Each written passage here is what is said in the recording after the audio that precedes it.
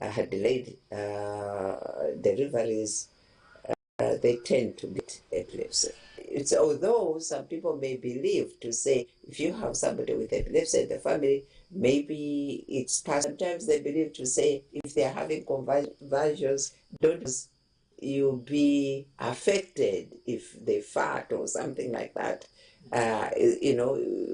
The air around them is infectious, which is wrong. It's not true. Advocacy and lobbying organization that fights for the rights of persons with epilepsy has made inroads around awareness on epilepsy in 16 countries in Africa, including Malawi. We decided to come up with several versions. One, we have awareness programs that we support as an organization. Currently, we are supporting 6 countries within Africa where they have full-fledged programs around epilepsy. A 2023 World Health Organization Country Disease Outlook report shows that non-communicable diseases, NCDs, are still a major health problem in Malawi. Malawi Ministry of Health says it has treated and healed. I see hospitals providing awareness of many diseases every morning.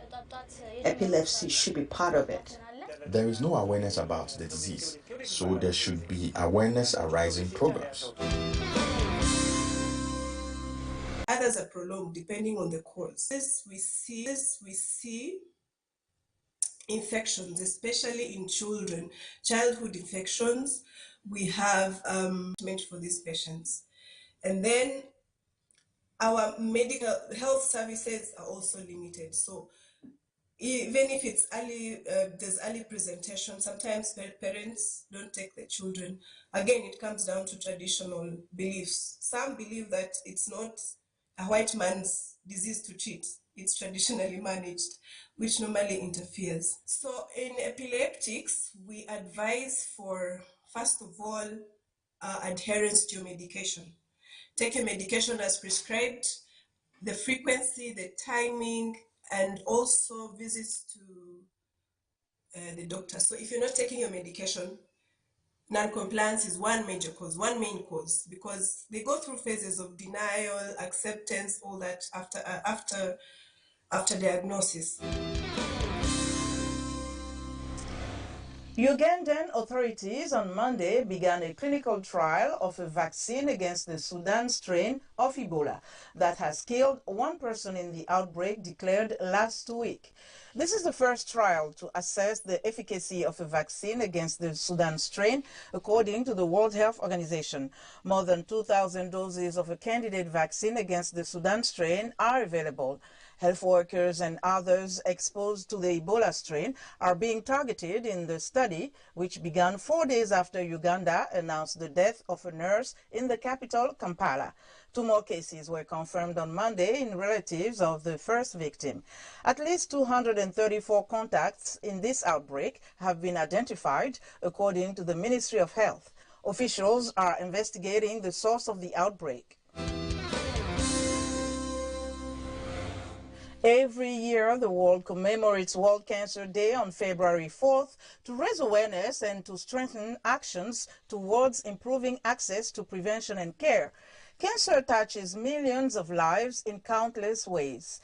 Attila Lee, a resident of Pittsburgh, Pennsylvania, has been battling cancer for decades. VOA's Jean-Louis Mafema shares his unique journey.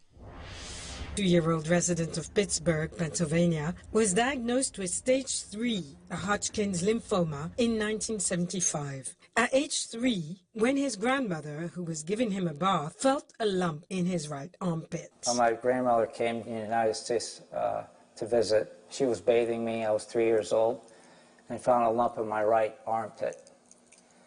And next thing you know, they said, there's a lump here. You know how parents are, they just think it's nothing. And about 9 years later, I ended up getting Hodgkin's stage 3. I had a spleen removed, big surgery, ending up with chemo and radiation treatments. In 1993, Attila suffered a relapse.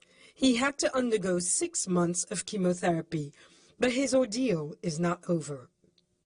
I had secondary cancers, rectal cancer 2013. I had surgery, chemoradiation treatments. And then later I had colon cancer 2020, stage 2 colon cancer. And they removed 8 inches of my left descending colon. Any health obstacles or any obstacles just put me down. The word is, I go through my obstacles that may knock me down, but it's not going to knock me out.